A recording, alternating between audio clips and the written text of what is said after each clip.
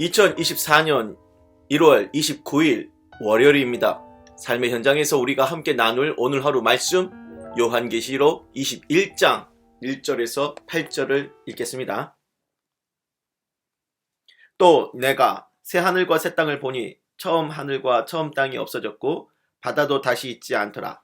또 내가 봄에 거룩한 성 새 예루살렘이 하나님께로부터 하늘에서 내려오니 그 준비한 것이 신부가 남편을 위하여 단장한 것 같더라.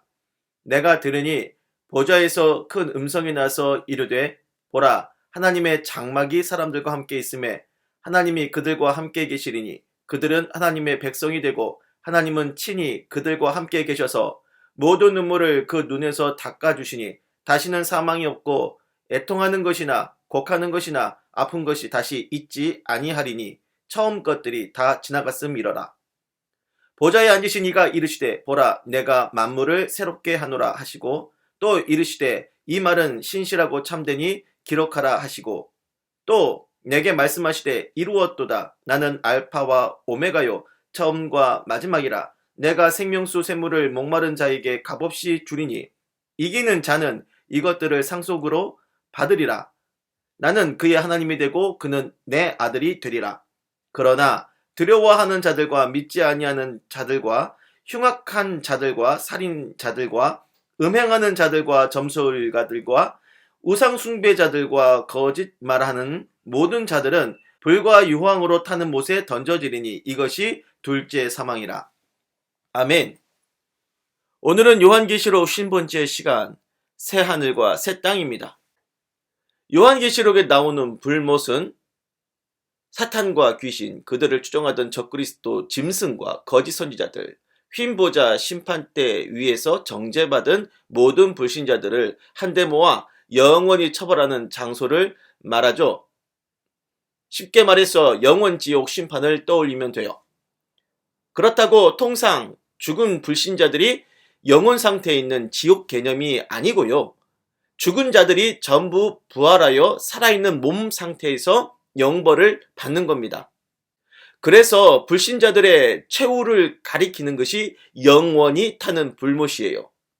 그 얘기가 20장 흰보자 심판에서 말씀했습니다. 그러면 예수 그리스도를 믿은 그리스도인들의 최후가 뭘까? 이게 궁금하겠죠? 그걸 다루는 말씀이 21장과 22장입니다.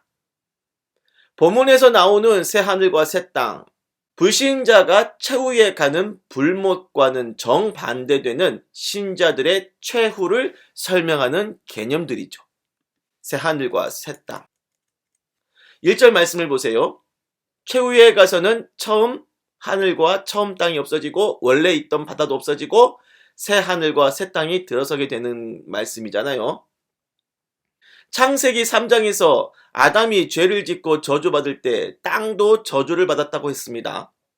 인간의 죄로 저주받은 땅, 그리고 그 땅 위에 있는 하늘이 연상이 돼요. 또 여기서 언급된 바다, 1절 말씀에 언급된 바다.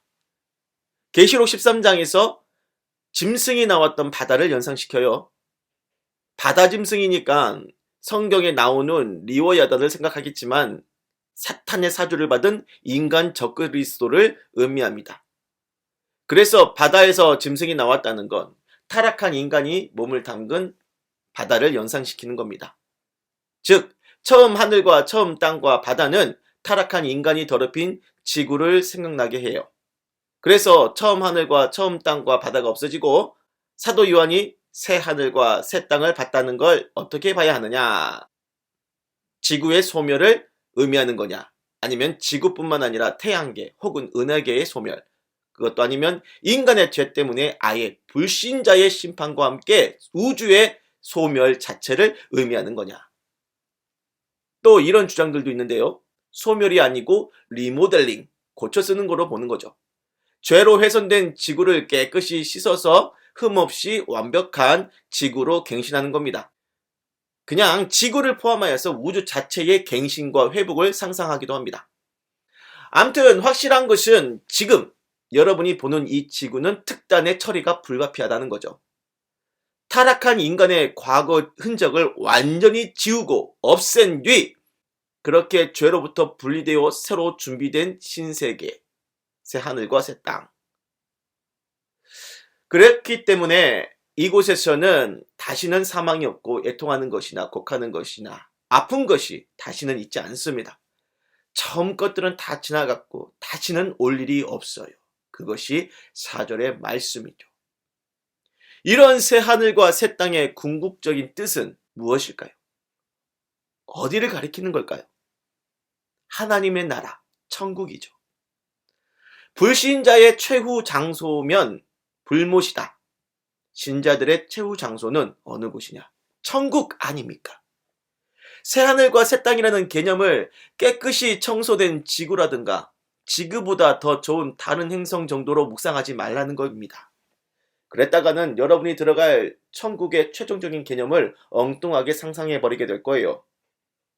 예수께서 하신 말씀을 잘 떠올려 보십시오. 요한복음 14장 2절과 3절입니다. 내 아버지 집에 거할 곳이 많도다. 내가 너희를 위하여 거처를 예비하러 가노니 가서 너희를 위하여 거처를 예비하면 내가 다시 와서 나 있는 곳에 너희도 있게 하리라. 아멘. 우리가 최후에 머무르게 될 새 하늘과 새 땅은 말이죠. 아버지 하나님이 계신 집이요. 예수님이 지금 하늘의 저 너머에 계신 그곳이요. 다시 이곳에 오셔서 우리를 자신이 계셨던 곳에 데려가실 하나님의 나라 천국입니다. 아시겠습니까?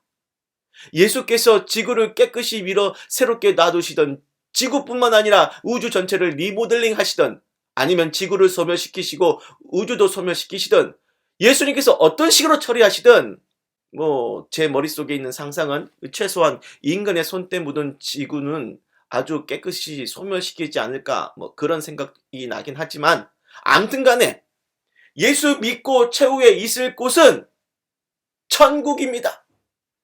아버지가 계시고 신랑 예수님이 계시고 천사들이 하나님을 수종하는 내 아버지 집 천국이에요.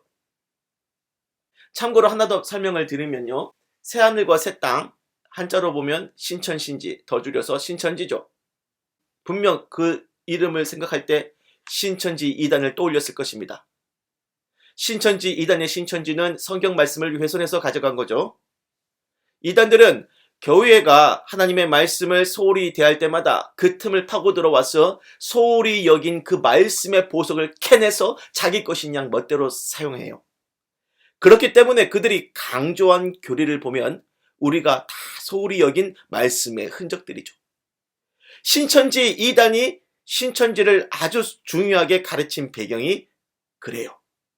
기존 교회에서 현세 중심 신앙에 치중하다 보니 다시 오실 예수를 기다리는 종말신앙 얼마나 소홀히 여기고 있습니까? 그래서 이 현세 중심적인 신앙을 보면 새 하늘과 새 땅의 천국을 관심 가지는 것보다 이 땅에 사는 동안 돈 많은 인생, 무병장수, 입신양명을 더 중요하게 여기잖아요. 그러니 이단이 그 틈을 파고 들어가 종말신앙을 자기 것으로 왜곡시킨 것, 그것이 신천지입니다. 여러분, 현세 중심에 세속화된 교회가 가볍게 내다버린 말씀의 보석이 뭐예요? 주님 이 땅에 다시 오셔서 우리를 데려가실 내 하나님 아버지의 집, 새 하늘과 새 땅입니다. 그 잃어버린 영혼의 보석 다시 찾아와서 소중히 여기시길 바랍니다. 기도할게요. 주님, 우리는 세상의 즐거움에 정신 팔리면 반드시 새 하늘과 새 땅의 천국 믿음을 잃어버릴 것입니다. 그러니 이 세상의 헛됨을 뼈저리게 깨닫게 하여 주시고 새 하늘과 새 땅의 믿음, 신천지 이단에게 빼앗긴 이 신천지의 진정한 믿음, 훼손하지 않고 소중하게 천국의 믿음을 꼭 붙들 수 있게 우리의 마음에 큰 깨달음을 주옵소서. 예수님의 이름으로 기도를 드립니다. 아멘.